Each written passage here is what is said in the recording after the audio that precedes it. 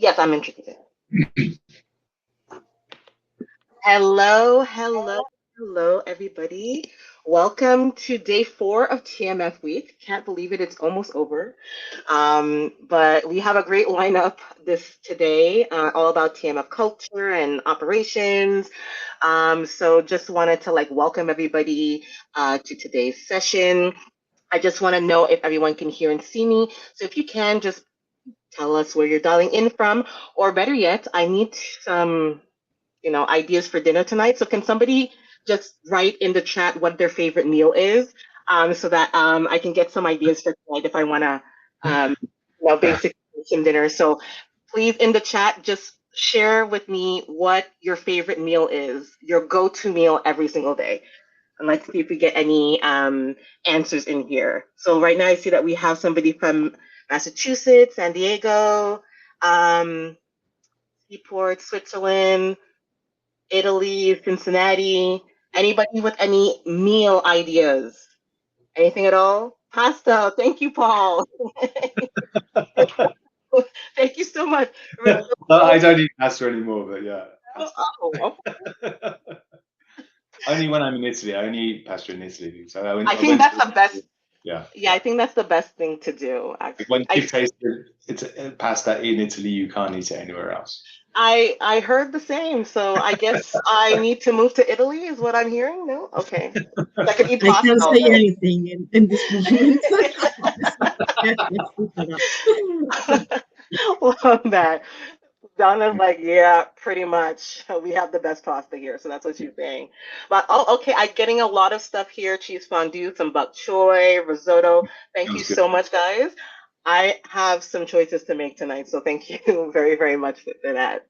So now that the fun, we've gotten the introductions all in play, we're going to move on to housekeeping rules. So just to let you know, the session will be recorded. Basically, all sessions will be recorded. I know that we get at least one person that comes in and asks, hey, is the session going to be recorded? The answer is yes. The sessions will be recorded and will be made available after the conference. So don't you worry. If you miss anything, you can come back to it later. And we also have certificate of attendance. So if you join one session or all of the sessions, you will be getting a certificate that you can share on your LinkedIn page, brag a little bit to your peers that you've been to TMF Week 2025 and that it was amazing. And just to let you know, this is an interactive session. There are going to be polls throughout, and you can ask your questions, and we will definitely be answering them throughout the session, not at the end. So make sure to get your questions in the Q&A section on the right side of your screen. And then, of course, as always, networking breaks at the end, cut together, chat with each other, learn who we are as a people. We're a community, so make sure to go into the lounge so that you guys can get to know each other better. And without further ado, I would like to pass the mic over to Donatella, who is our head of eTMF services, and Paul Fenton Carter, who is our CEO, and they're going to be breaking down our industry report that we gave out last year. We ran a survey asking over 500 TMF'ers just questions about what's going on in the industry, and they're going to break that all down for you today. So I would love to pass the mic over to Donna and Paul. Great, thanks, Kim. Thank you. Welcome. So welcome everybody to day 4. I can't quite believe it's already day 4, but it's been a great conference so far, and there's been lots of really interesting topics and lots of very interesting questions as well from you, the audience. So thank you for being so interactive. This session is going to be very interactive because we're going to be asking you a whole bunch of questions through polls. And so when we bring up a poll, you'll see on the right of your screen a new tab show up that says polls, and you can answer the question there. So please do. So this is an example. Thank you, Kim. Everyone can see the poll, I imagine. If you can't, let us know in the chat. We can help you. But yeah, we want to sort of ask you some questions around the topics that we're going to be talking about, and also the topics that we covered in the survey that we did last year. Donatella, anything to add before we get started? I would say perfect, and let's start. Okay, all right. Okay, so if you haven't yet seen it, the State of TMF Industry report is something that we issue each year, and it's available on our website. So please just Google it, State of Industry Report 2025, you'll find it. Kim is probably also going to provide a link at some point. It contains some really interesting information, some really interesting insights. Now, the report itself, as Kim mentioned, is based on a survey of 524 professionals. So quite a sizable sample size. And it was a virtual survey that was conducted from May until September. And in terms of respondents, so people came from 34 countries, so it's quite a large diversity of countries represented. And the reason why we did it is because we really want to sort of understand what's going on in the industry, what the trends are, what matters, and how do we also evolve our product and service offering to better meet the needs of the community. In terms of the demographics, so it was a pretty good spread. The biggest demographic was actually CROs, which I thought was very interesting, because obviously CROs, they definitely are the workhorses. They do a lot of the legwork for sponsors, and they're a very important segment, I think, because they have a lot of experience with many different sponsors. And second was pharmaceutical, and obviously coupled with biotech companies, did actually collectively represent the biggest sample. And then we had some people from academia, which is great. We had some consultants, medical device companies, and other. So other, I imagine, vendors, people like that. So the first question that we want to ask, and this is just to get an idea of where we're at in terms of the implementation of the eTMF in the industry. So does your organization have an eTMF system? Are you using an eTMF system to manage your trial master files? And so yes, no, or don't know is okay too, like if you don't know. Now I'm expecting the yes vote to be pretty high here. Yeah, me too. I hope. I mean, at least. Yeah, I was looking at the industry report of 2023, and in that report, I think it was 52% of respondents were using an eTMF, and that seems to me today to be like a fairly small number. I think yeah, I agree. The vast majority of people today are definitely using some kind of system. So, and this is confirmed, obviously, we've got 90% of you, 91% almost, more than 91%, that are using an eTMF. So I think at this point, we're definitely in an electronic world. We're definitely dealing with electronic records. And I think that we're also moving towards a digital world as well. We're starting to see digital records as well. So once we get our slide deck back, again, thank you. So last year, it was actually lower than what we're seeing with the group today. So 78% of respondents said that they were using primarily an eTMF software to manage their trial master file. What I thought was interesting here is you've still got 10% using file shares or SharePoint. So that's kind of interesting. People are using file share for TMF. Probably not a great idea. What do you think, Donatella? I mean, I get crazy, honestly, when I hear people using SharePoint, because I think that probably majority of the people that are on the line today have read the guidelines on the use of clinical system in clinical trial. And I mean, SharePoint was not born to manage eTMF. It doesn't fit for purpose. So it's really a non-compliance, in my opinion, to use a SharePoint for managing eTMF documents. So I don't really understand. I mean, I think that who invented SharePoint don't even know what is a TMF. So it's not in the purpose and the goal of a SharePoint managing the documentation of a clinical trial. So to be honest, I feel that people need to be more educated about what are the expectations from a regulatory authority. And again, it's important to use a system for what it was meant to be. You don't use a car if you want to go by bike. I mean, it's the same. So it needs to be fit for purpose.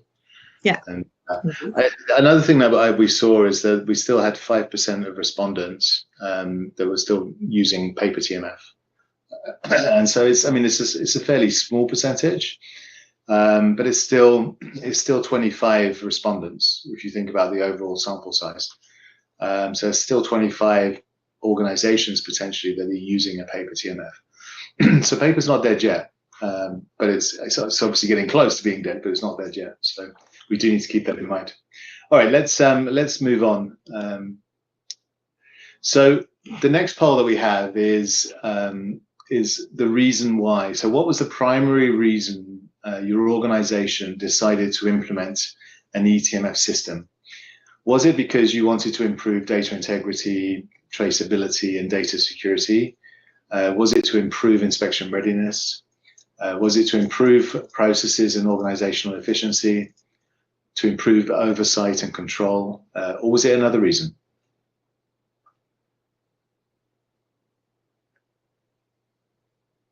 This one I think is also an interesting one.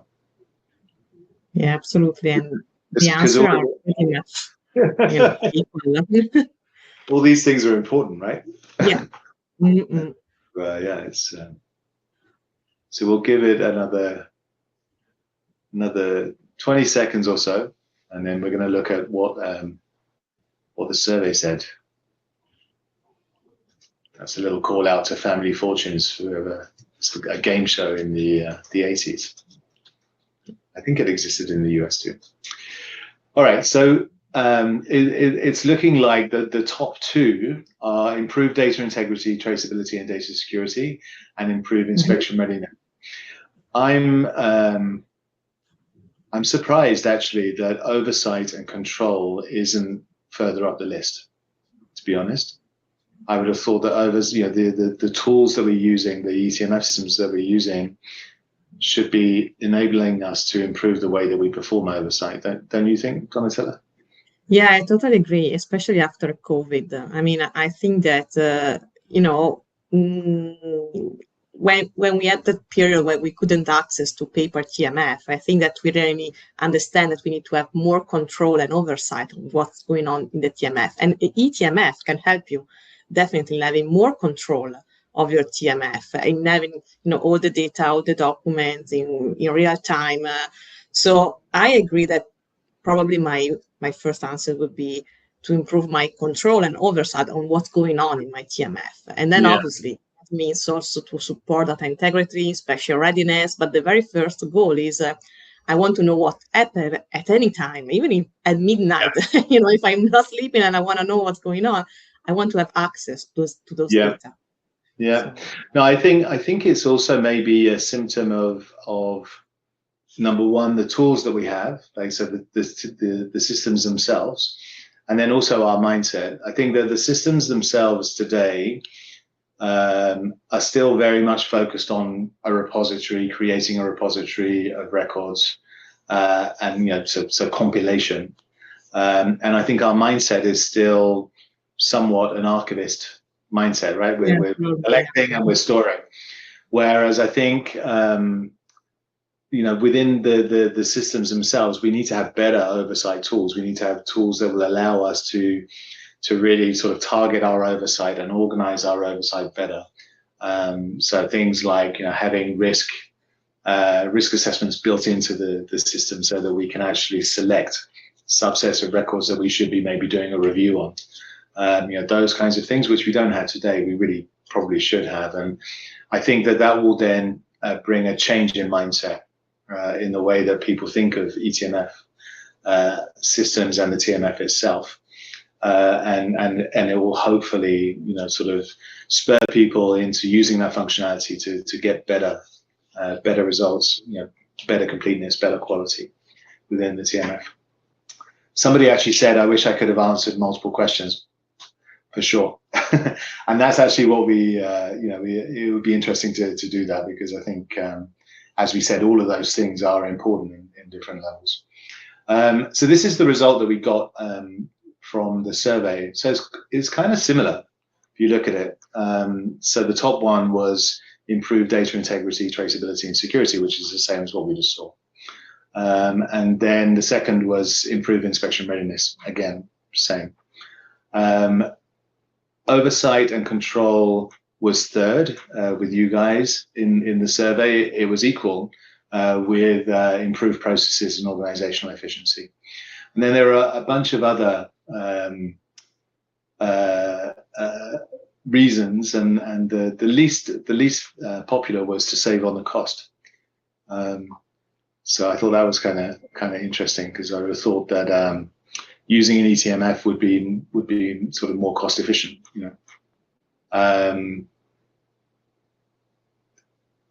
Any other thoughts on that, Donatella? No, I mean, I think that as you said, one important aspect that you said is really this sort of old and passive mindset that we need to change. And yeah, I think that, the list of reasons is really very close to this mindset. But if we can start to have a different approach, more agile, more proactive, probably we will see the value of having an eTMF rather than a paper one, and we will see a very longer list, I would say, not just this reason. Yeah, I think also maybe the reason why the data integrity, traceability, and security is scoring so highly is because also there's a lot of focus right now from the regulators on that, right? We're looking at what they're talking about. We're looking at the guidances that are coming out. So that probably is also pushing people towards that. They need to be able to demonstrate the integrity of the TMF. All right, let's move on. There's a lot of chat going on, which is great. I'd love to sit and read it, but I have to present at the same time. So, but keep chatting, guys. Like, there's a lot of great points I can see coming out. All right. So let's move on a little bit. Let's talk about sort of one of the big topics I think at the moment, which is risk-based approach. So the question is for the poll: are you taking a risk-based approach to TMF management? And the answers are yes, no. So very simple, or kind of. We're kind of taking a risk-based approach. So this one was going to be interesting, because I think it's going to be a toss up between kind of and yes. Yeah.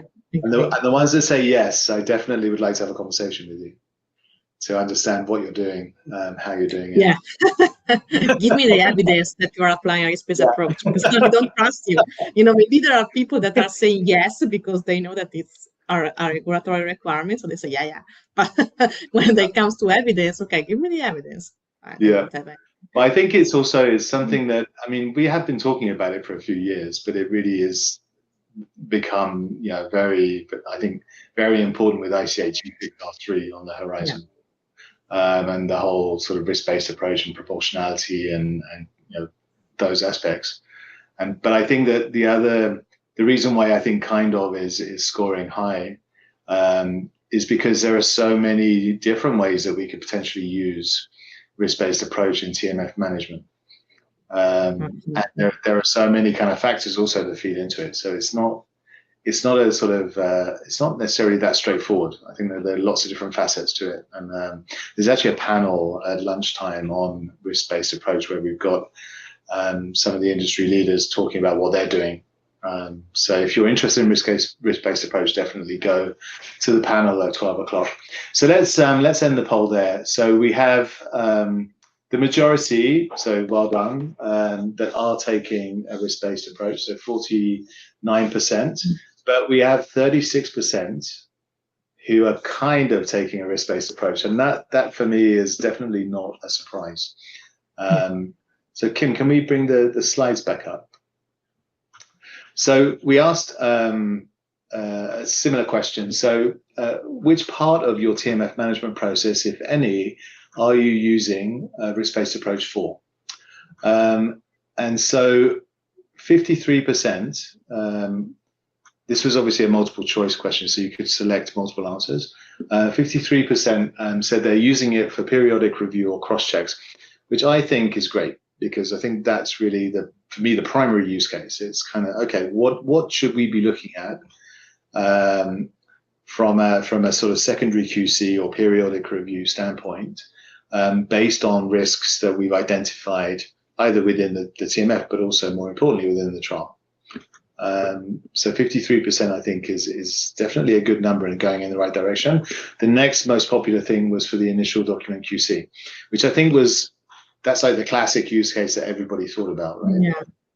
Like when we first started talking about risk-based approach, it was like, okay, well we can select which records do we need to QC versus which ones we don't, you know. And I think that the original focus was, how do we reduce the workload, right? Yeah. But I think listening to so Torsten Stemler was at the Geneva CDIS conference last month, yeah. And he was talking about risk. There was actually a panel on risk management there as well, and he was saying it's not about reducing the workload, but rather focusing on the right things. And I think that's, you know, again, we need a little bit of a change in mindset to sort of recognize that risk-based approach is actually an opportunity to focus on the right things. Like that's the way I see it.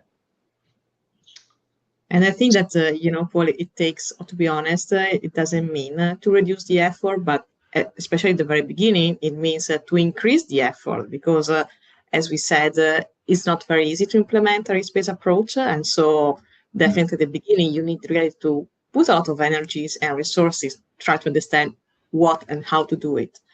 And it's not really, I reduce the resources, I check less, but it's you're checking the right thing that really matters in your clinical trial, and so in your TMF. So. Yeah, no, absolutely. And then 37% were using it for sponsor oversight. So that's kind of interesting. So that's sponsor oversight within the context of CROs. So looking at what was going on within the CRO, within the study, and then sort of targeting their oversight activities with CROs. I think that's also very interesting. But I think we're really just at the beginning of that risk journey. So another question that we asked is, what's the main reason your organization hasn't implemented a risk-based approach? So this was for the ones that there were 19% that responded that they hadn't yet implemented a risk-based approach. And the top one was, we prefer to do 100% QC and oversight. Okay, 38%. I mean, I don't necessarily think that 100% QC and oversight gives you 100% quality. What do you think about that, Donatella? No, absolutely. I think that you know, it's like when, you know, if you think about, for example, completeness, even if you have all the document file, doesn't mean that your TMF is inspection ready, because what is important is that the document file are the right one and that they are telling you the right story. So it's really a different perspective. It's really checking what really help you to demonstrate your compliance, your adherence with regulatory requirement, with GCP. So it's really, you need to identify what really can help you and support you during inspection, rather than, okay, I have all the follow-up letter of my monitoring visit report. So what is really, you know, important? What can really have an impact on the reliability of your data, of your trial, and how you conduct the clinical trial. So what's really important to demonstrate this compliance, and how you manage all the clinical trial processes. So I think that you're going to need to give a weight to this artifact and documents. Yeah. Yeah, I think that there are definitely various different approaches that we can take. And I know that Donatella, you and I had worked on a kind of a framework where we took into account 4 or 5 different factors to be able to come up with a kind of a risk profile. But it's not simple, and we actually identified, if I remember, that there were probably another 10 or 12 other factors that we could also take into account that we hadn't taken into account. But so it can get really complex. I just noticed that Karen Williams posted, I'm pretty sure it comes from AI, a definition of the benefits of risk-based TMF management. So interesting. Take a look at that if you get a second. Now, another thing that's interesting here is that 32% of the respondents who hadn't implemented a risk-based approach basically said, we're unsure how to implement a risk-based approach to TMF. So that's kind of interesting too.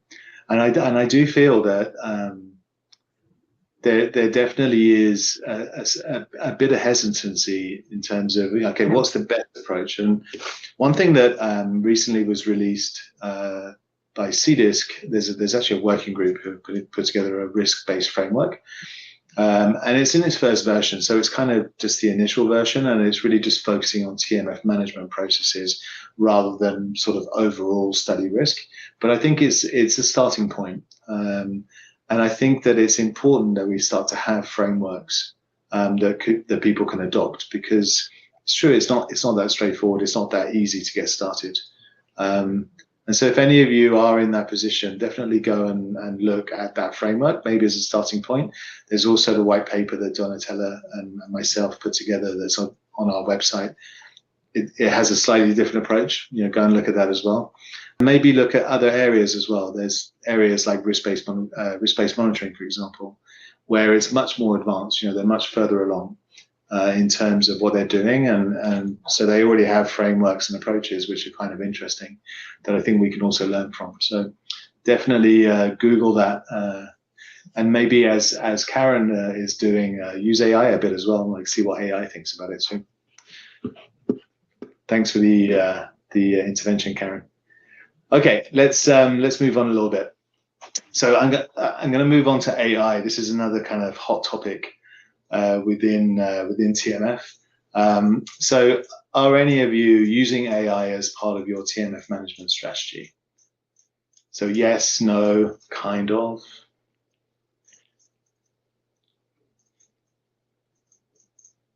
So if I was a betting man, that's a very English way of saying that. If I was a betting man or a gambling man, I would predict that definitely the majority is going to be no. Surprising though that we've only got just under 10% that are saying yes. I thought there would be a little bit more than that. So we'll give it another few moments. Interested to see what the kind ofs are doing. If you feel like posting in the chat why you feel you're kind of implementing or using AI as part of your strategy, feel free to do so. It's good information. Probably they are asking ChatGPT to define the strategy, so it's not the official way to use it, but in TMF. No, I know that so I've seen that there's a lot of tools out there now where you can kind of ask questions. Where should I file this record or things like that. Yeah. And so that's kind of useful. And we saw one in Geneva, right, Donatella? It was like an owl or something. I can't remember the name of it, but it was kind of interesting. I mean, I think it's a good sort of use to help the people that are managing the TMF get information. Yes, indeed, especially junior profile people that are starting and they need to get trained. And we know that nobody has time enough to train people, so definitely something like a living guidance that can tell you, okay, this based on the information, this document can be filed in this artifact in this section. Definitely, it can help a lot. Absolutely. So as I predicted, there was just over 10% are using AI, and I think there are different ways of using it. Obviously, there's the bot kind of thing where you're asking it questions. There's AI to be able to index and identify record types, identify duplicates, maybe do basic QC checks like Alcoa type checks, or should I say Alcoa plus because we're kind of going in that direction. I think that there could be other applications in the future which are much more, I would say, analytic. So, for example, using it for risk detection, risk trending, detecting anomalies, cross records, those kinds of things. I think that AI can actually play a pretty interesting role. And there was a question, what are the best ways AI can be used for TMF management? I think it depends on your needs, right? It depends on what you want to do, and I think it's definitely something that's evolving. It's gonna take time for us to put in place, full-blown AI, and there are obviously risks that go with it as well. So we have to be careful about that too. But I think it's interesting. What is also interesting is around 4 years ago we started talking about AI, and everyone was like, "Oh my God, it's going to revolutionize everything." And we're not going to need to have people doing indexing anymore. It can do everything for us. And I don't think that has actually played out in that way. I think that we still are doing indexing with humans. We still need to have human oversight. We're not there yet. Can we go back to the slides, Kim? So the response that we got from you guys is kind of similar to what we got from the survey. So 57%. So there were a few more people using AI in the sample from the survey. So 57% were not using AI in TMF management. And then the highest use cases, so 23% were using it to detect duplicates. It's kind of interesting. 17% were using it for indexing, not surprising, although I thought it would have been more. 13% identifying artifact document types.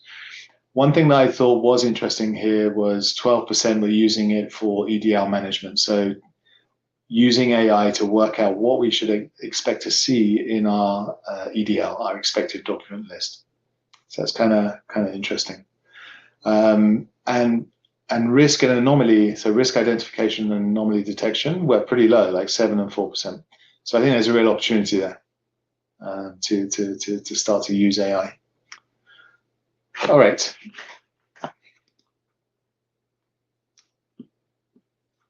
So for those of the respondents who weren't using AI, we asked them why. Why aren't you using AI? And 40% of the respondents said for other reasons. And when we started to dig into other, because obviously when you respond other, we ask you to put, well, what is it? And so they basically said that they were in the process of researching or discussing or evaluating. So I think that even though there's definitely not that many companies that are using AI full-blown in TMF management, I think a lot of them are actually looking at it. So expect, I think, use to increase over the next couple of years. The next highest group, or the next highest reason, was our software doesn't provide AI capabilities. So again, I think the software vendors also have a role to play here in providing a better tool set. And then 24% said we do not feel the need to use AI. So those are obviously the people that prefer to sort of stay with human manual processes, and that's absolutely fine. Sort of starts me thinking about the Industrial Revolution in England in the 17th. Anyway, going back to my schoolboy history classes. Was it the Luddites? I think it was called the Luddites, the group of people that resisted. Okay, let's move on. So I want to talk a little bit about remote inspections. So have you been inspected remotely in the last 12 months? yes, no, or don't know. Don't know could also be not applicable, or if it's not applicable to you because you're not subject to inspection, obviously you don't have to answer either.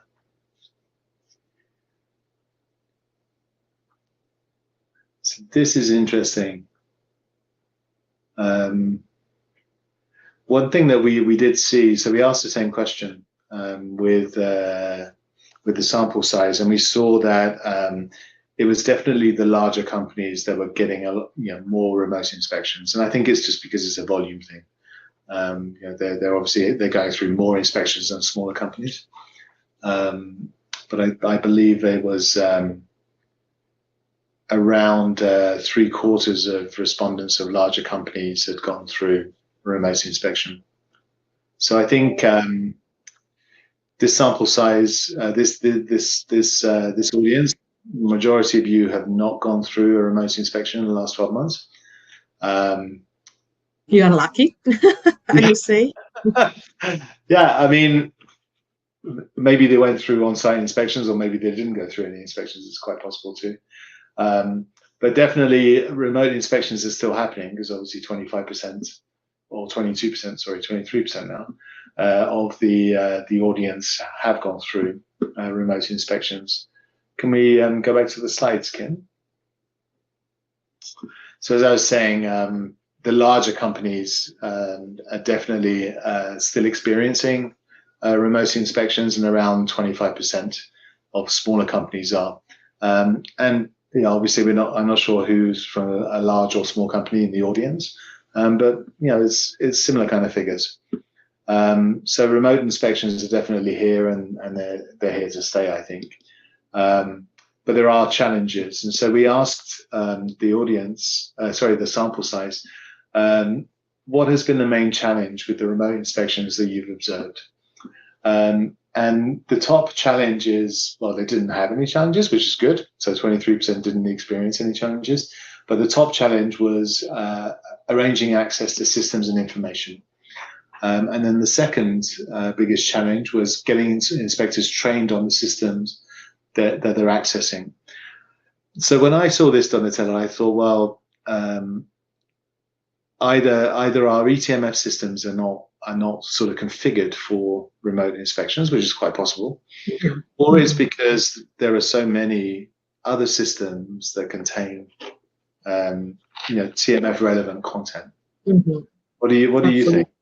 Do you think that's Absolutely, Paula. I think that when it comes to an inspection or remote inspection, probably majority of the people they just focus on the access on the eTMF. But the problem is that, in reality, what I see in companies that lots of TMF content related is spread in other systems.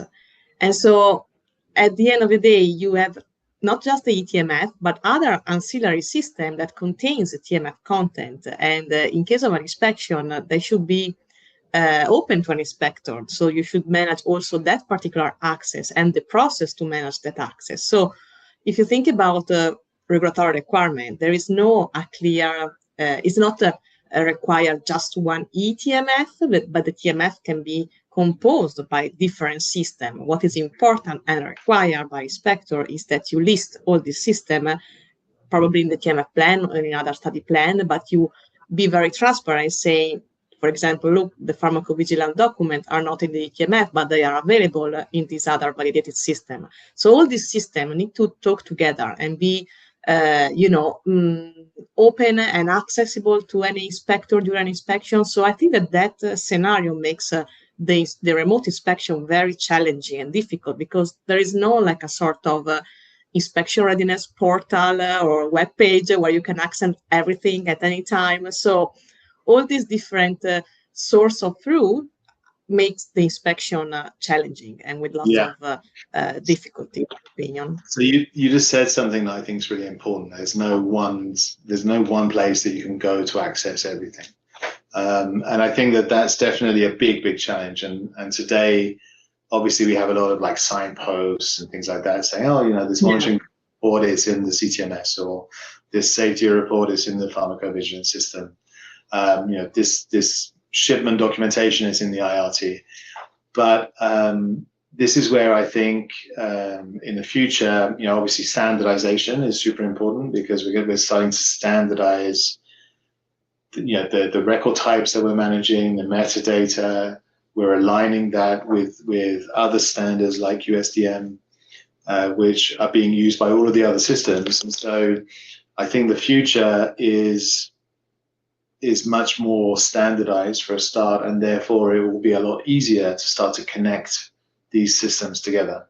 Because ideally you would want to have a situation where the records that that are TMF relevant, that are contained within other systems, well, let's keep managing them in those systems, because it makes sense to manage that. Yeah. But let's create interoperability with the TMF or the eTMF solution, so that we can much more easily connect to those records, get information about those records, include them in our completeness calculations, include them in our oversight. All of those things that create a much more sort of holistic environment. And so this is where I think we need to start thinking about, sort of a multi-repository type tool set that we can also use as an umbrella to provide access to the inspectors or the investigators. So it makes their life easier. And so I think definitely that's one of our big challenges. And I also think in the future, inspections are going to be much more kind of rolling. I think that they're going to start to look, as they get more and more sort of remote access, there's a good chance they're going to start to want to look more frequently. And so I think being really well organized on that front is key for inspections, but it's actually also key for TMF management. I think that there's benefits on both sides. Totally agree. Yeah. I could talk a long time about that. That's one of my we can spend. All right, we're talking too much, Donatella, and we're almost out of time, but we've still got some things to cover. So let's quickly do the next poll. So let's talk about metrics, one of our favorite topics. So which metric do you have the most difficulty to track accurately? Donatella, what would be your guess as the top metric that's the most difficult to track? Completeness. Quality. Really? I would say completeness. Yes. Predictable. Absolutely. Yeah. I mean, all the three of them are very important, are fundamental. I always say that these are the key principle of TMF: completeness, timeliness, quality. But yes, if I have to, choose one, I would say completeness. Yeah, I agree with you. I totally agree with you. And we can see that here. So 57% of respondents said that completeness is the most difficult, followed by timeliness at 35%, more or less. So yeah, honestly not surprising. Maybe we can go back to the slides, Kim.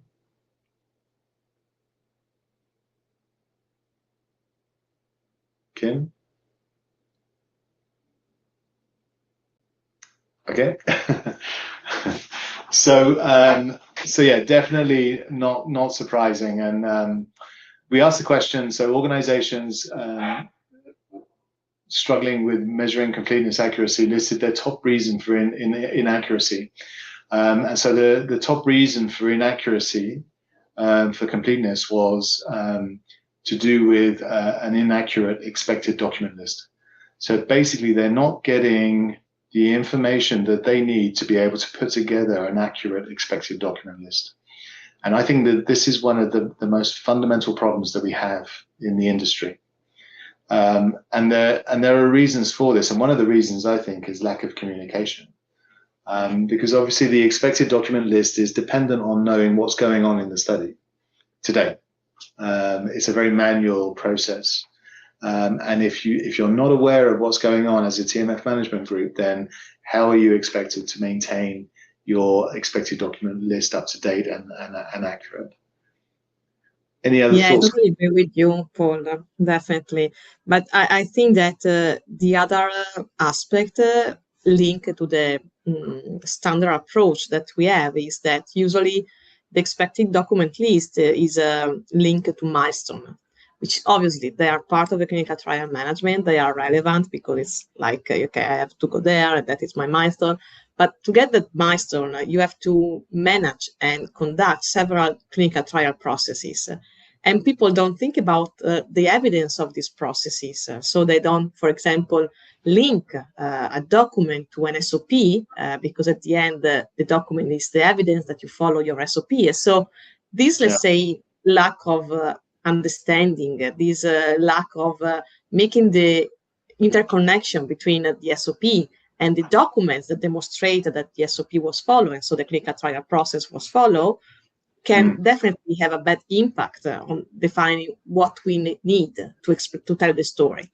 Yeah. So what are the documents that collect together can really help me to make my TMF complete.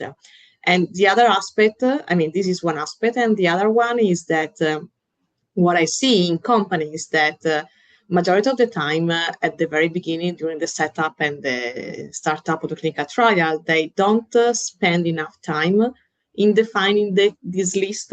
They just use standard one, and they say, okay, we will refine it in later, because they're focusing on other milestones, on other things. Right. And then they just at the end of the trial and say, okay, and now is my TMF complete? Okay, but that is too late to ask that question. So you need to start since the very beginning and have, in my opinion, a robust process to define, okay, what we expect to tell a good clinical trial, in my TMF. Yeah, and I think just one last thought. I also think that the way we organize our indexes is also it's not necessarily process driven. It's not necessarily it's kind of siloed, and so I think that by taking maybe a slightly different approach to make things more process driven, and then also the promise of sort of ICH M11 and digital protocol and having much more structured information about study design, as well as access to data coming from other systems that tell us that certain things are happening in the study, it's going to be a game changer for completeness. And that's where, again, standardization is super important. All right, I am going to have to move on. The trouble with time is we're going to do this very quickly. So we asked what was the biggest roadblock that respondents observed at their organization when it came to getting documents into the TMF in a timely manner. And the biggest, by far, was contributors don't seem motivated. So that's a big deal, I think, the fact that the contributors are not motivated to provide content to the TMF. That, I think, is something that we really have to focus on as an industry, and make things more valuable for those contributors. And so this kind of brings us to the last area. Is we ask people, what's next for TMF? And 2 out of the top 3 were around training and education, and then culture and stakeholder engagement. So that was good. So TMF management recognizes that there's a problem, that we need to train people on the importance of TMF. We need to explain, why are we doing this, and what can it give them? Because it's actually a goldmine of information that could be very useful for them. It's not just a filing room. It's not just a repository that we build at the end of the study and then forget about. And so having sort of programs around training and education and culture and stakeholder engagement, I think, super important. And then obviously risk-based TMF process, that's not a big surprise. I think that's on everybody's probably to-do list right now, is to make sure they've either implemented a good risk-based process, or that they will implement one in the coming months or next year. So we do have one last poll. Do you have a TMF training program in place for all of the stakeholders? So yes, and it works well. Yes, but it's not effective, or no. This is one I'm not sure about.